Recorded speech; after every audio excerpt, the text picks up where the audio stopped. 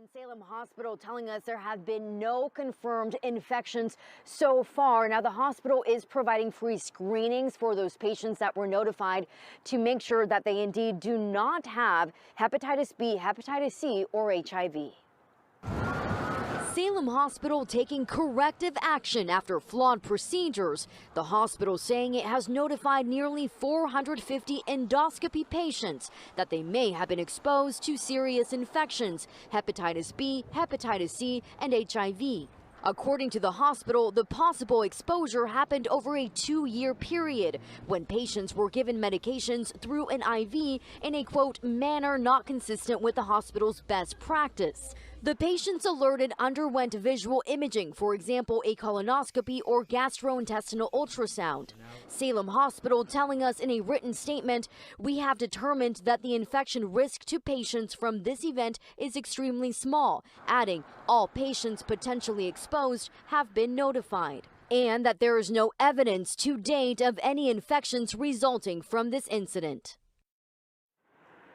Salem Hospital also telling us that if you underwent an endoscopy procedure here and were not notified, then you are not among those potentially infected. We're live in Salem tonight. Jennifer Piñate, WCVB News Center 5. Jennifer, thank you. An alarming report about a superbug fungus here in Nevada. Federal health officials have identified southern Nevada as the region with the highest number of cases of potentially lethal fungus called Candida auris. The superbug is resistant to common antibiotics and can be a major risk for hospital and nursing home patients. The CDC tracked and found in 2022, Nevada had 16% of the country's cases of the superbug, followed by California and Florida. Since August of 2021, more than 1,000 people in southern Nevada have been infected with the fungus and 100 people have died. It spreads easily and can infect wounds, ears, and the bloodstream.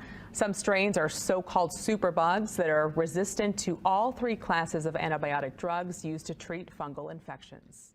And for more, let's bring in Doctors Terrence Ferguson and Bernard Hodges, veterinarians and co-stars on National Geographic's Critter Fixers.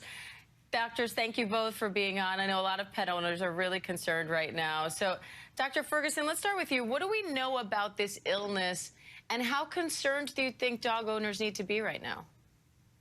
Well, definitely right now it's a mystery. You know, going through this season, we often have a lot of respiratory disease that we have in dogs, but, you know, having one that we're not quite sure about kind of, you know, changes things. We have to try to figure out how do we treat these things, how severe they are, or, you know, how they're spreading. Dr. Hodges, this illness can be deadly if left untreated. So what symptoms specifically do dog owners need to keep an eye out for, and what do you do if you start noticing them? So we definitely want to kind of look out for any kind of, you know, excessive coughing, eye discharge, any, you know, if we start to have a fever, difficulty breathing, any nasal discharge or lethargy. And if you start seeing these things, definitely get your animal to a veterinarian, because, you know, this is a mystery disease and it could, you know, become fatal. Dr. Ferguson, what do we know about how this disease is spreading? Should dog owners be avoiding kennels and dog parks right now? Well, you know, at this point, we're not quite sure because it's still one of those mystery diseases. But if we look back on other illnesses that we have, like some of the influenza viruses that we have, we definitely know they're spread by, you know, direct contact or sneezing. So if it's in an area where you're having an outbreak, I would definitely say probably avoid those. Having your dog in a kennel or going to the groomer, those are some of the things you may want to not do right now until we kind of figure this out and get a little bit better control on it. It's happening again. China's hospitals are filling up with patients. Almost all of them are children. Their symptoms are strikingly similar to the Wuhan virus: high fever and lung infection. There are many clusters of patients. Doctors say they have pneumonia, but they don't know what's causing the infection. Is this a new variant of the Wuhan virus? Is it a bacterium or a new disease altogether? As always, China is not being transparent. So parents in China are worried. In one instance, they were heard asking authorities if they're covering up another outbreak. So not just the rest of the world, even the people of China do not trust their government. Children are doing their classes from hospitals. Take a look at this.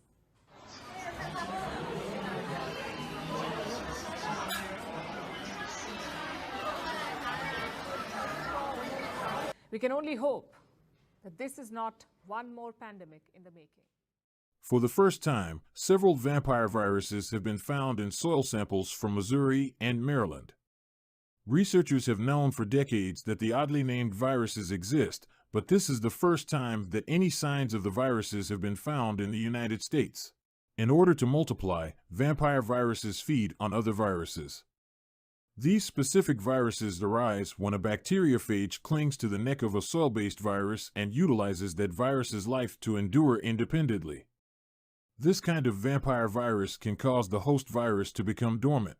They claim that although the vampire species is capable of eliminating viruses that harm animals and crops, it is also capable of eliminating good viruses that are vital to the soil's fertility and health.